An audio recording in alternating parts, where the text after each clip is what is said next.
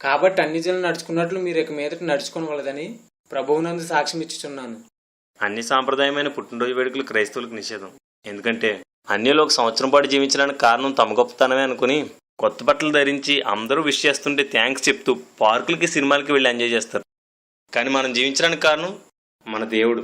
సంవత్సరం అంతా కాచినందుకు ఆ రోజంతా ప్రార్థనలతోనూ ప్రభు కార్యాలతోనూ గడపాలి. కానీ కేకులు, కొత్త బట్టలు, విందులు, విహారయాత్రలు చేయకూడదు. పుట్టినరోజు వేడుక జరుపుకోవడం ఒక అన్ని సాంప్రదాయం. బైబిల్ చెప్పని దాన్ని, నిషేధించిన దాన్ని చేయడం పాపం కాదా? బోల్డంత సమయాన్ని, ధనాన్ని వృధా చేయడం అజ్ఞానం కాదా? క్రీస్తు పూర్వం నుంచి విగ్రహారాధికులైన రోమీలు తమ పుట్టినరోజులకి, పెళ్లి రోజులకి కేకులు కోసేవారు. ఆ తర్వాత కాలంలో గ్రీకు వారు తమ దేవత అయిన ఆర్తెమిదేవి పుట్టినరోజుకి కేకుల మీద కొవ్వొత్తులు వెలిగించి ఉత్సవాన్ని ఆర్భాటంగా జరిపేవారు. 19వ శతాబ్దం వచ్చేసరికి క్రైస్తవులు కూడా ఈ విగ్రహ సంబంధమైన ఆచారాన్ని కొనసాగించడం మొదలుపెట్టారు. ప్రస్తుతానికి ప్రపంచవ్యాప్తంగా ఇది ఒక అలవాటుగా మారిపోయింది. అన్ని జనుల కంటే క్రైస్తవులే ఈ అన్ని ఆచారాన్ని ఎక్కువగా కొనసాగించడం సిగ్గుచేటు. నేనెప్పుడూ ఇదంతా ఆలోచించలేదన్నా. ఎంతకాలం మేము తప్పు చేసామన్నా. ఫిబ్రవరిలో పర్ణశాల పండుగ. క్రైస్తవులు ధర్మశాస్త్ర పండుగలను ఆచరించవచ్చా? ధర్మశాస్త్రం కూడా దేవుడు ఇచ్చాడు కదా. అలాంటప్పుడు ధర్మశాస్త్ర పండుగను ఆచరిస్తే తప్పు ఎలా అవుతుంది? మీరు ధర్మశాస్త్రం అంతటినీ పాటిస్తున్నారా? ధర్మశాస్త్ర పండుగలన్నింటినీ ఆచరిస్తున్నారా? లేదు. మరి ఈ పండుగను మాత్రం ఎందుకు ఆచరిస్తున్నారు? తెలీదు. ఒకసారి లేవియాకాండం 23వ అధ్యాయం 42వ వచనం తీసి చదువు.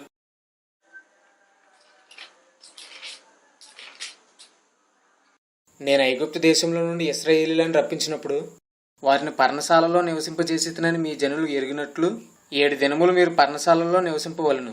ఇశ్రాయేలీయులలో పుట్టిన వారందరూ పర్ణశాలలో నివసింపవలను.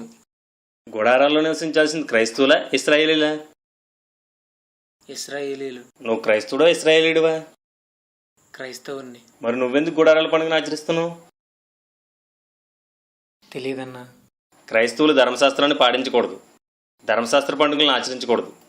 రోమాపత్రిక 7:4, 10:4, 2 కొరింథీ 3:14, ఎఫెసీ 2:14 వచనాల ప్రకారం ధర్మశాస్త్రం క్రీస్తులో నెరవేర్చబడి సమాప్తి అయిపోయింది. కొలస్సీ పత్రిక 2వ అధ్యాయం 15 వచనం ప్రకారం ధర్మశాస్త్ర పండుగలన్నీ క్రీస్తుకు ఛాయలు. క్రీస్తు వచ్చేశాడు కాబట్టి మనం ఇక ఛాయలైన ఆ ధర్మశాస్త్ర పండుగలను కొనసాగించకూడదు. మనం కొత్త నిబంధన సంఘం. కొత్త తిత్తుల్లో పాత ద్రాక్షరసం పోయకూడదు. కొత్త నిబంధనకి పాత నిబంధన కలపకూడదు. అలా కలిపితే ఏమవుతుందో నీకు తెలుసు అనుకుంటాను. పరలోకంలో పాలు పంపులుండవు. చూడన్నా, యేసుక్రీస్తు శిలువ మీద చనిపోయి ధర్మశాస్త్ర నిబంధన సమాప్తి చేసి కొత్త నిబంధన అమలుకి తీసుకొచ్చాడు. అందుకే ఆ ధర్మశాస్త్ర నిబంధన పాటించవద్దని, ఆ పండుగలను ఆచరించవద్దని స్పష్టంగా రాయించాడు.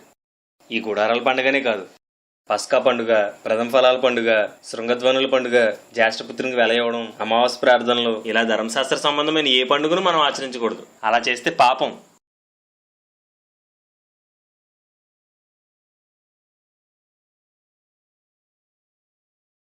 మార్చిలో భస్మ బుధవారం. అసలు భస్మ బుధవారం అనే మాట బైబిల్లో ఉందా? భస్మ బుధవారం చేయమని బైబిల్ చెప్తుందా?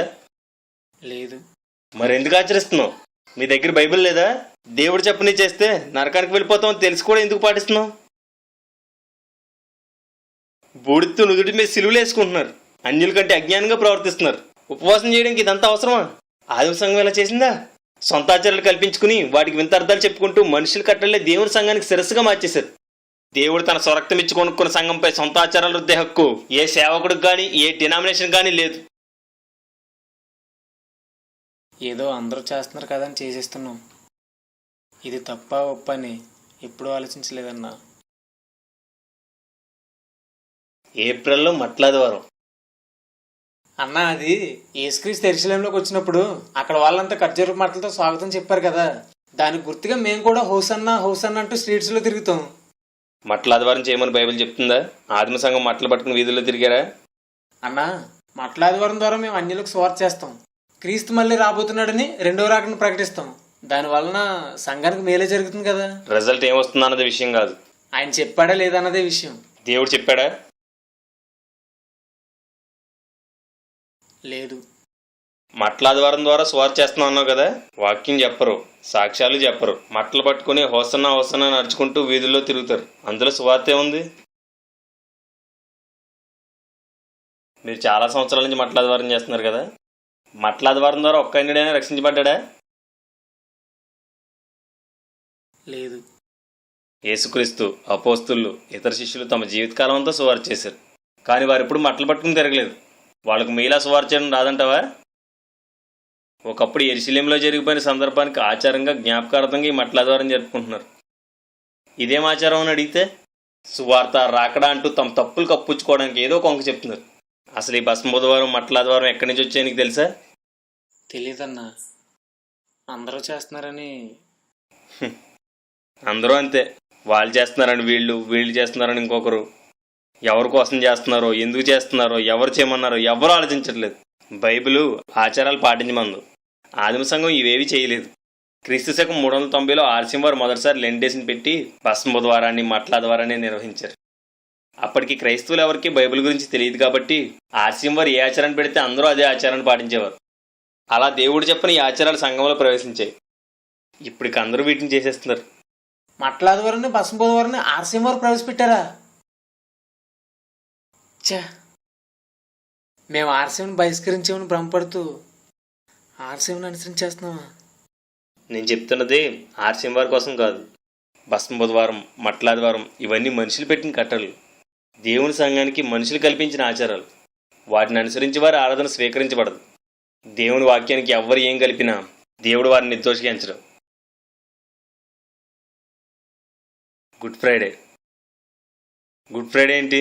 అది యేసుక్రీస్తు సిలువ వేయబడిన రోజన్నా. యేసుక్రీస్తు ఏప్రిల్ 4 చనిపోయడానికి రుజువులు ఎక్కువ ఉన్నాయి. ఏ తారీఖైనా సరే 6 లేదా 7 సంవత్సరాలకు ఒక్కసారి మాత్రమే శుక్రవారం వస్తుంది. సో మీరు జరుపుకుంటున్న గుడ్ ఫ్రైడే యేసుక్రీస్తు చనిపోయిన తారీఖు కాదు. యేసుక్రీస్తు కావాలనే పస్కా పండుగ రోజున చనిపోయాడు. పస్కా పండుగ 9 సంవత్సరాలకు ఒక్కసారి మాత్రమే శుక్రవారం వస్తుంది. సో మీరు జరుపుకునే గుడ్ ఫ్రైడే పస్కా పండుగ రోజున కూడా కాదు. సంవత్సరానికి 52 శుక్రవారాలు వస్తాయి కదా, మరి ఏ ఆధారంతో మీరు జరుపుకునే గుడ్ ఫ్రైడే రోజున యేసుక్రీస్తు చనిపోయాడని చెప్తున్నారు? అంటే ప్రపంచవ్యాప్తంగా పలానా రోజున గుడ్ ఫ్రైడే జరుపుకోమని ఎవరో డిసైడ్ చేస్తారంట. ఆ రోజున అంతా జరుపుకుంటారు. అదే ఆ డిసైడ్ చేసేది ఎవరు అని అడుగుతున్నాను. తెలీదన్నా. క్రీస్తు శకం 325లో జరిగిన నైసే కౌన్సిల్లో ఈస్టర్కి ముందు వచ్చే శుక్రవారం రోజునే యేసుక్రీస్తు సిలువ వేయబడిన దినంగా జరుపుకోవాలని ఆర్సిఎం వారు నిర్ణయించారు. అప్పటి నుంచి ఇప్పటిదాకా వారు పెట్టిన నియమాన్ని బట్టే గుడ్ ఫ్రైడే నిర్ణయించబడుతుంది. గుడ్ ఫ్రైడే జరుపుకోమని బైబిల్ చెప్పడం లేదు. గుడ్ ఫ్రైడే ఎప్పుడు జరుపుకోవాలో ఆదిమ సంఘం నిర్ణయించలేదు. అది మనుషులు పెట్టిన ఆచారం, మనుషులు చేస్తున్న నిర్ణయం. దేవుని వాక్యాన్ని విడిచి మనుషుల పారంపర్యాచారాలు చొప్పున నడిచి వారు నశించుదురని బైబిల్ చెప్తుంది. మరి మీరు చేస్తున్నదేంటి? Run for Jesus. ఎవరు పెట్టారు దీన్ని? మనుషులా, దేవుడా? మనుషులు. ఎందుకు అలా పరిగెడుతున్నారు? అది క్రీస్తు పునరుద్ధానాన్ని ప్రకటించడానికన్నా. పునరుద్ధానాన్ని ప్రకటించడానిక? అమ్మాయిలు జీన్లు టీషర్ట్లు వేసుకుని వీధుల్లో పరిగెడతా ప్రకటించాలా పునరుద్ధానాన్ని? అమ్మాయిలు అబ్బాయిలు కలిసి రోడ్ల మీద డ్యాన్సులు వేస్తూ ప్రకటించాలా పునరుద్ధానాన్ని? బైకుల మీద తిరుగుతూ కేకలు విజిల్స్ వేసుకుంటూ ప్రకటించాలా పునరుద్ధానాన్ని? ఇదా పునరుద్ధానాన్ని ప్రకటించే పద్ధతి? ఎవరో పాపులర్ అవ్వాలని రన్ ఫర్ జీసస్ అని పెడితే కనీసం కూడా ఆలోచించకుండా పాస్టర్ల విశ్వాసాలను తేడా లేకుండా రోడ్ల మీద పరిగెడుతున్నారు. క్రీస్తులను నడవమని బైబిల్ చెప్తుంది, కానీ క్రీస్తు కోసం పరిగెట్టమని చెప్పడం లేదు. క్రీస్తు కోసం పరుగు, ఆ పేరేంటి? దానికి ఏమైనా అర్థం ఉందా? దానివల్ల ఉపయోగం ఏమైనా ఉందా? అదో సరదా, అదో ఎంటర్టైన్మెంట్ అంతే. ఇది సంఘం. ఇక్కడ ప్రభునందు సంతోషించడం ఉంటుంది, కానీ పరుగులు పెట్టి సంతోషించడం ఉండదు. ఎవరి సంగతి ఎందుకన్నా, మా యూత్ అంతా కూడా రోడ్ల మీద గోల్ చేస్తూ ఆ రోజున ఎంజాయ్ చేసాం. మేమేం చేస్తున్నామో ఆలోచించలేదు. ఇప్పుడు ఆలోచిస్తుంటే చాలా పెద్ద తప్పు చేసామనిపిస్తుంది. సమాధుల పండుగ ఇచ్చేయమని బైబిల్లో లేదు. అయినా సరే సమాధులు కడిగి పువ్వులు కొవ్వొత్తులతో అలంకరిస్తున్నారు. అసలు సమాధుల పండుగ ఎందుకు చేస్తున్నారు చెప్పగలవా? క్రీస్తు పునరుద్ధానాన్ని ప్రకటించడానికి. ఆహా, క్రీస్తు పునరుద్ధానాన్ని ప్రకటించాల్సింది సమాధులకా, సమాజానికా? అది క్రీస్తు పునరుత్థానుడైనప్పుడు కొందరు స్త్రీలు శిష్యులు సమాధి దగ్గరికి వెళ్ళారు కదా, దాన్ని గుర్తు చేసుకుంటూ మేము కూడా వెళ్తున్నాం. క్రీస్తు 3వ దినం లేస్తానని చెప్పినా నమ్మని అవిశ్వాసులే సమాధుల దగ్గరికి వెళ్ళారు. అందుకే ఆ తర్వాత ప్రభు వారి అవిశ్వాసం బట్టి వాళ్ళని గద్దించాడు. నువ్వు విశ్వాసివా అవిశ్వాసివా? నీతిమంతులు జ్ఞాపకం చేసుకోమని బైబిల్ చెప్తుంది కదా, వాళ్ళని జ్ఞాపకం చేసుకోవడానికి అక్కడికి వెళ్తున్నాం. వాళ్ళ కోసం ప్రార్థన కూడా చేస్తున్నాం. చనిపోయిన వారిని జ్ఞాపకం చేసుకోవడానికి సమాధుల దగ్గరికి వెళ్ళాలా? పైగా ఆ రోజే ఎందుకు వెళ్ళాలి? ఒక వ్యక్తి చనిపోగానే అతను పాతాళానికో పరదేశకు వెళ్ళిపోతారు కదా, ఇంక సమాధుల దగ్గరికి వెళ్ళి ప్రార్థించే వాళ్ళ లాభం ఏంటి?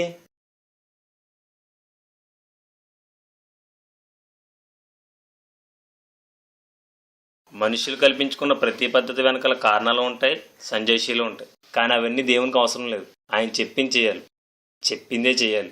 సమాధుల పండుగ అనేది చైనాలోని తైజు అనే విగ్రహాన్ని పూజించే ఫ్లోట్ మతస్థులు జరుపుకునే పండుగ. దాన్ని క్రీస్తు శకం 420లో ఆర్సిం వారి సంఘంలోని ప్రవేశపెట్టారు. అన్యులు కనుక ఇలా సమాధులు